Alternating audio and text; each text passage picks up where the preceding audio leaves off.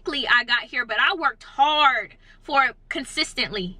Like sun up to sundown. Like I got here pretty quickly. I got to 6 figures in about what, 2 years? But those 2 years I grind and I worked my ass off for 2 years.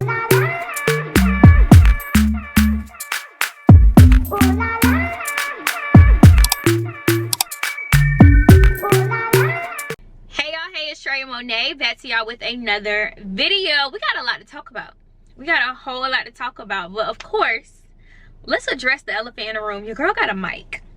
I finally got a mic, y'all.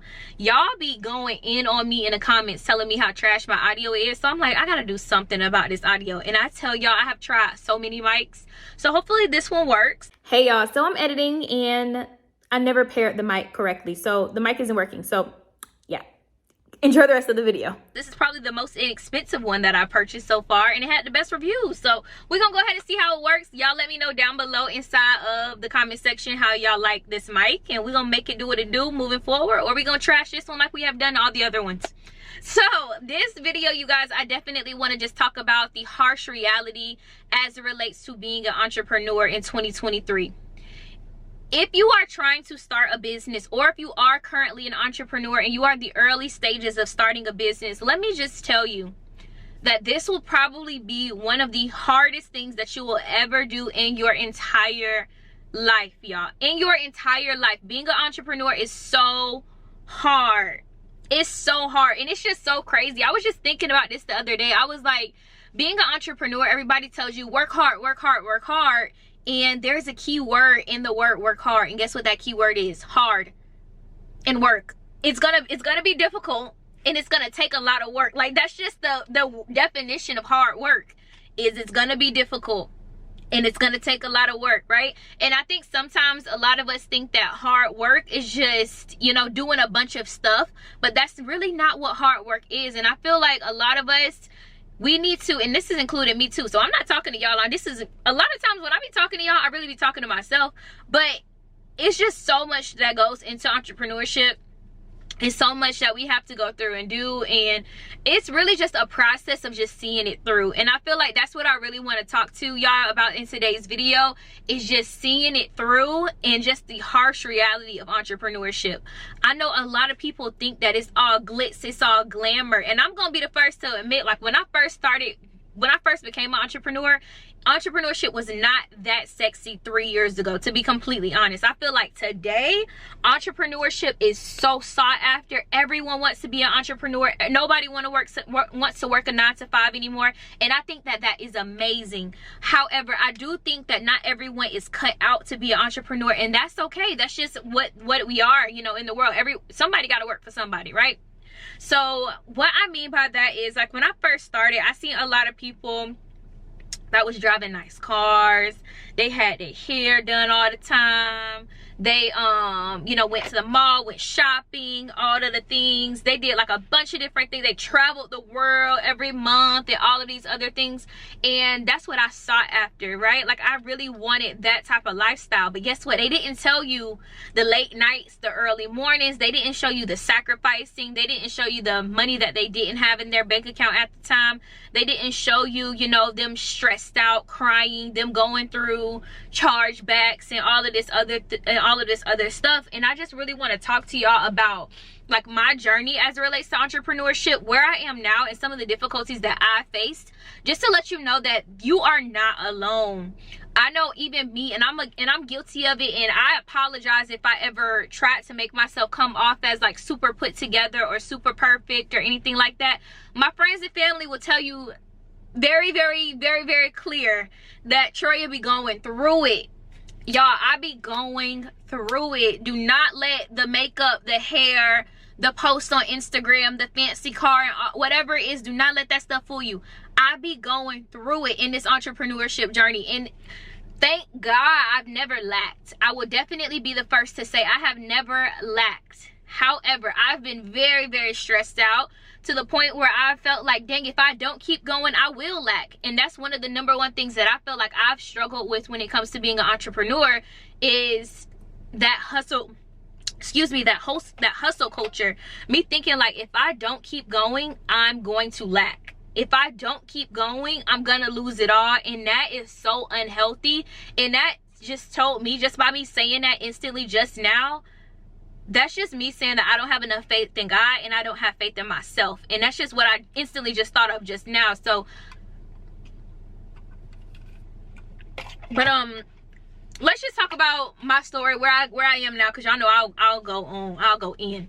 So if you guys don't know who I am Troyia Monay. I am a content creator, influencer. I'm also a boutique owner and also a e-commerce and business coach. And one thing that I really pride myself in doing is teaching women how to launch, grow, and scale their businesses through organic marketing. That means no ads, little to no paid advertising, little to no paid marketing. That is what I teach you how to do it organically, and how to get organic sales and an organic audience. So just a little bit of my backstory. So I graduated from college in 2019 with my bachelor's of science in public relations. And after I graduated from college, y'all, I was scared. I thought that I was not gonna have no job. I thought that I was gonna be like on the streets. I knew I had great parents and I knew they wasn't gonna let me do any of those things. But at the same time, I was always like a really big go-getter, like in college. Always a go-getter, always doing something, right? So when I graduated from college, it was a lot of people that had jobs lined up. I didn't have not one job lined up, and I was scared. I'm like, oh my goodness, I done spent all this time in college. I don't got no jobs lined up. And that's why I feel like college is a scam. But college was the best thing I could have ever done for my life. Like, go to college, yes. Go to college, because it's gonna teach you some skills that you'll never learn in the workforce. But that's a whole nother topic for a whole nother time. So yeah, I graduated from college, and I was scared that I wasn't gonna have a job. So I was like, okay, I'm gonna just go be a flight attendant. I'm gonna travel the world. It sounds so great in my head, but mind you, I really hate flights. To this day, I have very, very, very bad flight anxiety, to the point where my heart is beating and I'm hyperventilating silently but no one will ever know.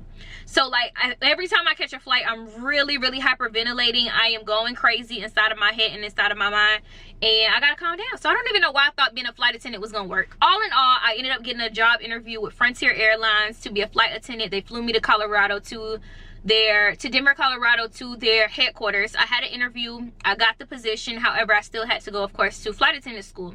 So I'm leaving the airport, going back to Tampa, and I get a call from a job that I applied at in New York, working for a public relations agency. And y'all, I was so happy. They offered me the position, of course, as an intern at first, and then the internship would transition into an entry-level role. So I ended up taking that position, and I worked in New York for about a year. It was really close to a year. And I got so lonely, y'all, in New York. I got lonely. I got depressed. I hated it. If you live in New York, you are a strong person. I'm going to just say that now. Like, if you live in New York City, you are a strong person, and I commend you, and you are going to be very successful in life if you take advantage of your upbringing, because New York ain't no game. New York is nothing to play with. So I ended up being there, and I hated it. Like, I felt so depressed. I honestly felt like I was drowning, because I had just graduated from an HBCU, y'all. Like, I graduated from Florida A&M University, where it is nothing but black people, to the point where sometimes, I'm gonna be completely honest with you, going to a HBCU, you really forget that white people exist, to be completely honest. Especially if you like rarely leave campus. Like, that's all you see is black people, right? So going there, it was just so much diversity. It was a culture shock, because I had been in college for 4 years. And I just got depressed. It was so lonely. I didn't have no family there. I barely had any friends. The only people I would hang out with was my coworkers, and maybe like a handful of people that I went to school with were up there too.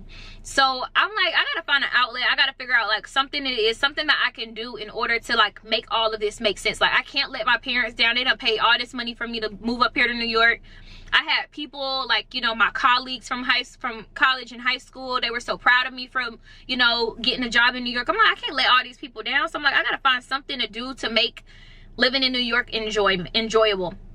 And at that time too, it was brick, y'all. It was so cold in New York at this time. It was like 15, 17 degrees at this time. And I am a down south type of girl.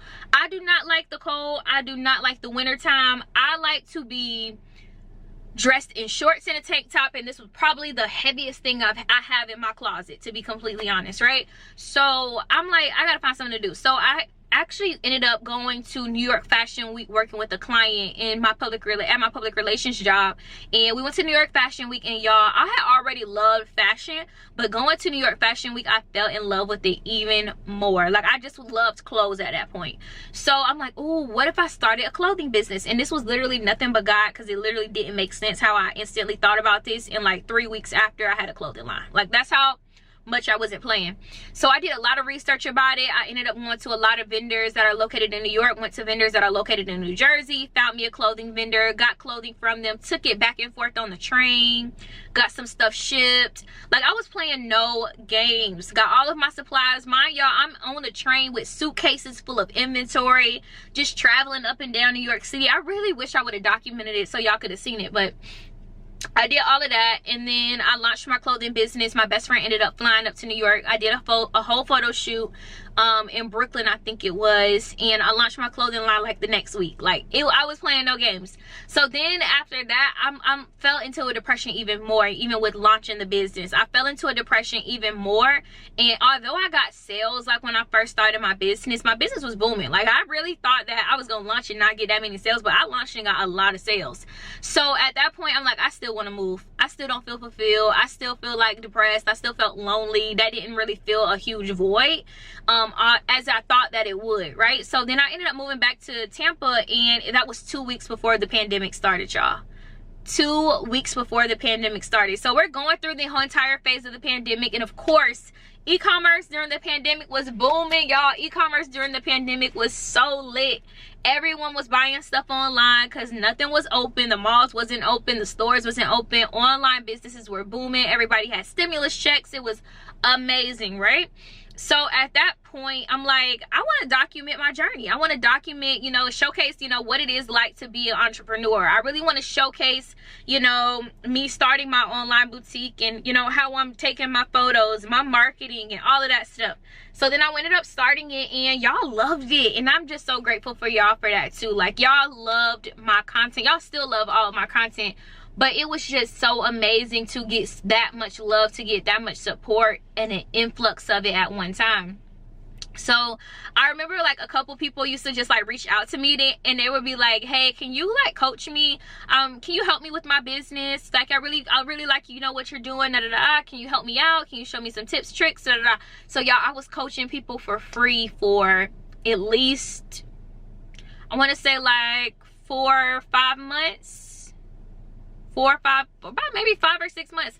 4 to 6 months I was coaching people for free for a very, very, very long time. I remember it'll be times where my mama, she'll like make dinner, because I moved back with her after I left New York. She'll make dinner. She'll be like, she'll call me, hey Troyia, or she'll text me, hey Troyia, we got dinner downstairs, come eat.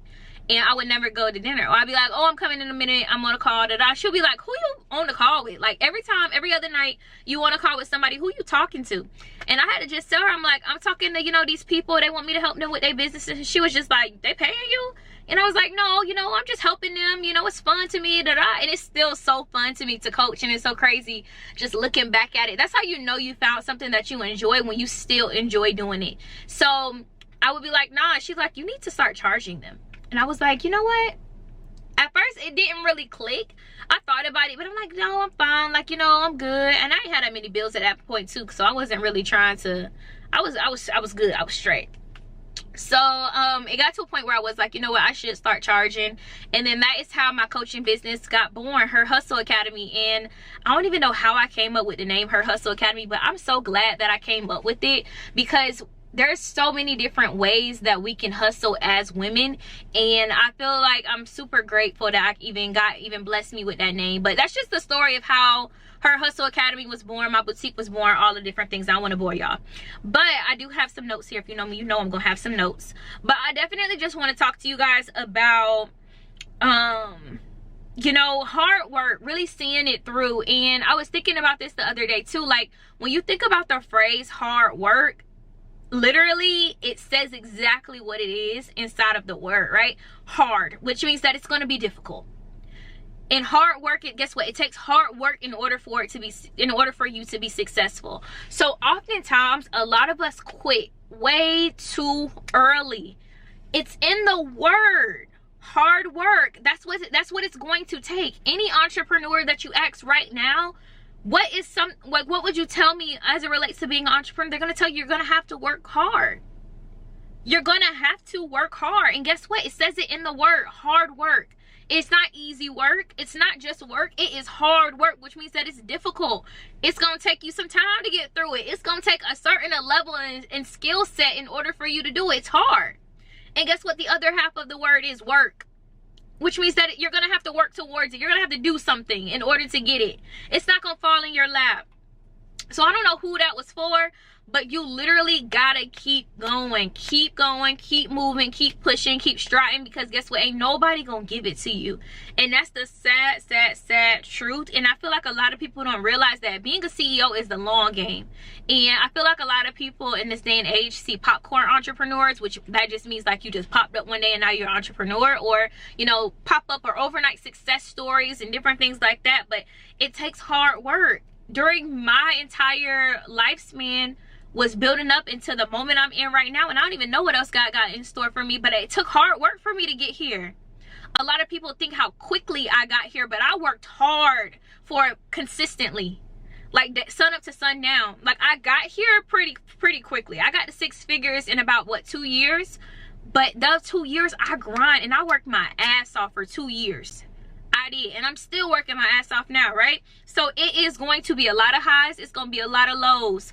I've recently experienced a lot of lows within my business. In the past, I've experienced highs and lows. Right now, I feel like I'm like kind of going back up as it relates to my business and as it relates to just being an entrepreneur. And that's the beauty of it. And that's why a lot of people see me and they're like, wow, you are so resilient. Ooh, I don't want to get emotional. But a lot of people are like, you are so resilient. Like, there's so many things that have been thrown at me, y'all, in the past few months. And guess what? I still wake up every single morning and I eat it up. I eat it up. So there's nothing that nobody can throw at me that I'm not going to eat up. Because I know that I'm built for this. I know that this is something that I really want to do. And that's just the beauty of it. You got to literally see what is it that you want, and you got to continue to go after it, right? And I really want you guys to realize this, that you will never be ready. When it comes to being an entrepreneur, you will never be ready. So you literally just have to do it. There will never be a perfect time. There will never be a perfect opportunity. You literally just have to start. A lot of people ask me how to start a business. And it sounds so cliche and it sounds so bad to say just start, but you need to start. At the same time, I do think that it is important to make sure that you do seek out some help so you don't make silly mistakes when you first start. So although I want to tell you just start, which is great, please just start. But in the midst of starting, you need to seek out help as well. So that's something that I really want to say. And the last thing I want to leave y'all with is just be delusional. Be delusional. Being delusional is what got me to 6+ figures. That's what's going to continue to allow me to see multiple 6 figures, has allowed me to see multiple 6 figures, is being delusional. Literally, when I first started my business, I was out here doing stuff I ain't have no business doing. And I woke up every single day like I'm that girl. And I still got that mentality, right? Like I'm that girl. I am going to literally wake up and be whoever it is that I want to be, and I'm going to act however it is that I want to act, and I am going to show up however it is that I want to show up, because I'm literally being delusional.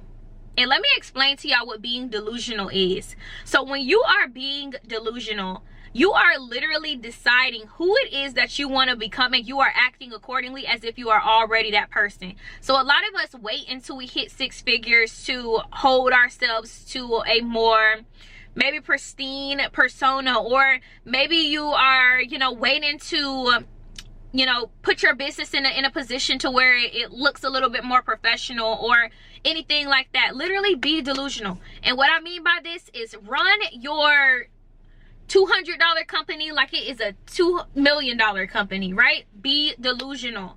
You literally have to see whatever it is that you want to do, and you have to act accordingly as it is that person. So if you see yourself being a speaker, you see yourself being an entrepreneur, you see yourself with all of these titles and all of these trophies, hold yourself as if you already got it.